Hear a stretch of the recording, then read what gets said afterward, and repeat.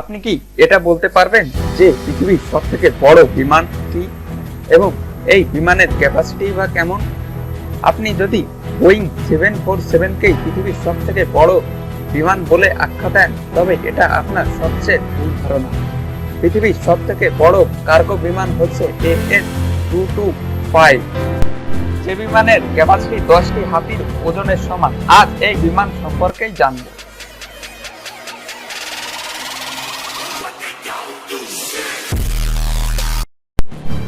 antonov AN-225 মারিয়া হচ্ছে পৃথিবীর একমাত্র কার্গো বিমান যেটি দিয়ে বিশ্বের এক স্থান থেকে অন্য স্থানে বিমানকে ট্রান্সপোর্ট করা হতো।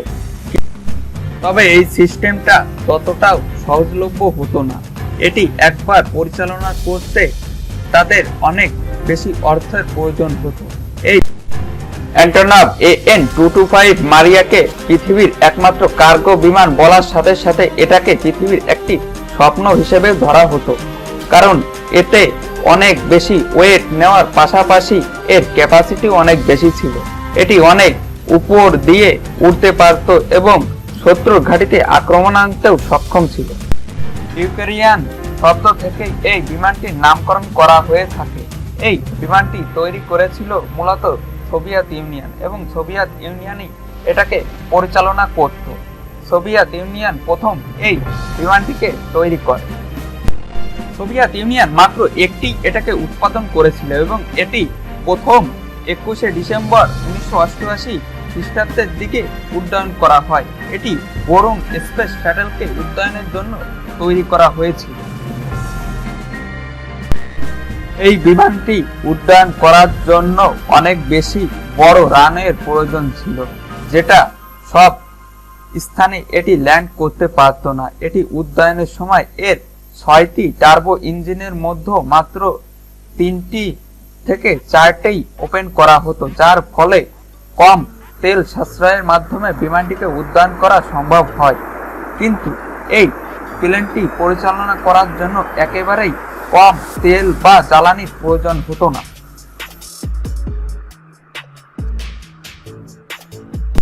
প্রথম এই বিমানটি বরুণ স্পেশাল শ্যাটেলের জন্য তৈরি করা হলেও পরে সোভিয়েত ইউনিয়ন ভেঙে যাওয়ার পর এটি ইউক্রেনের কাছে হস্তান্তর করা হয়।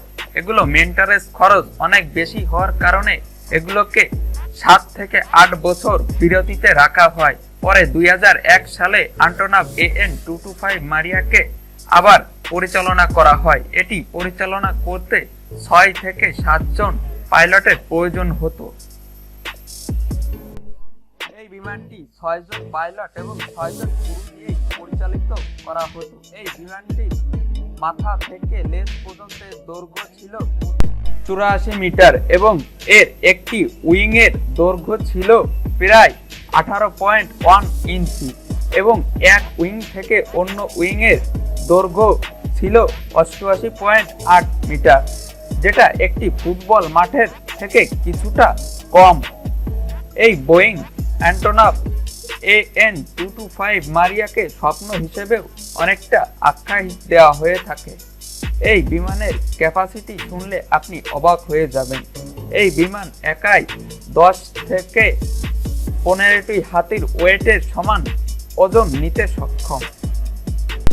এই বিমানটি রানওয়েতে চললে মনে হতো যেন একটি দানব সামনের দিকে এগিয়ে যাচ্ছে এবং এই দানবটি যখন আকাশের দিকে উড্ডয়ন ঘটে এই দানবটিকে কোনো উড়ন্ত উড়োযান থেকে কম কিছু মনে হয় না।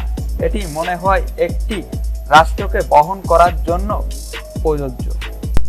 এই বিমানটির জ্বালানি সাশ্রয় ক্ষমতা বোয়িং 747 এর থেকে 100 গুণ বেশি। এটি বোয়িং 47 থেকে অনেক বেশি তেল বা জ্বালানি সংগ্রহ করতে সক্ষম।